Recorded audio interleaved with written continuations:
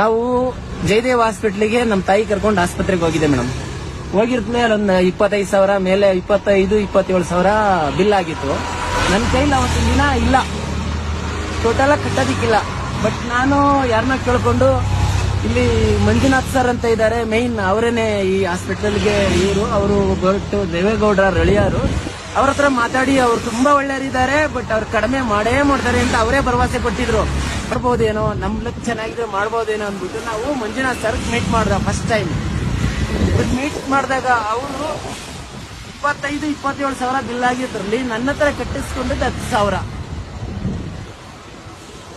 ನಾನು ಅವತ್ತಿನ ದಿನ 10,000ದಲ್ಲಿ ನನ್ನ ಕೆಲಸ ಮುಗೀತು. ಬಟ್ ಪ್ರೈವೇಟ್ ಆಸ್ಪತ್ರೆಗೆ ಹೋಗಿದ್ರೆ ಲಕ್ಷಾಂತರ ರೂಪಾಯಿ ಆಗಿರೋದು ಅವತ್ತಿನ ದಿನ. ಬಟ್ ನಾವು 100% ಆಗ್ತೀವಿ. ಬೇಕಾದ್ರೆ ನೋಡಿ ಭಾರತ ಕೊಡ್ತೀನಿ.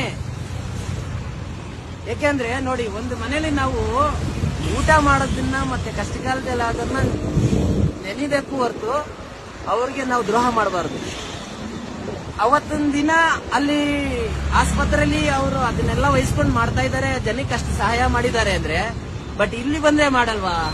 ಮಾಡೇ ಮಾಡ್ತಾರೆ, 100% ಮಾಡೇ ಮಾಡ್ತಾರೆ. ಬಟ್ ಯಾಕೆಂದ್ರೆ ಅವರು ಆ ಸ್ಟೇಜ್ ಅಲ್ಲೇ ಮಾಡಿದ್ದಾರೆ. ಬಟ್ ಈ ಸ್ಟೇಜ್ ಬಂದಾಗ ಅವರು ಅವ್ರ ಸ್ಟ್ರೆಂತ್ ಏನಂತ ತೋರಿಸ್ತಾರೆ. ಬಟ್ ಒಳ್ಳೆಯವರಿದ್ದಾರೆ.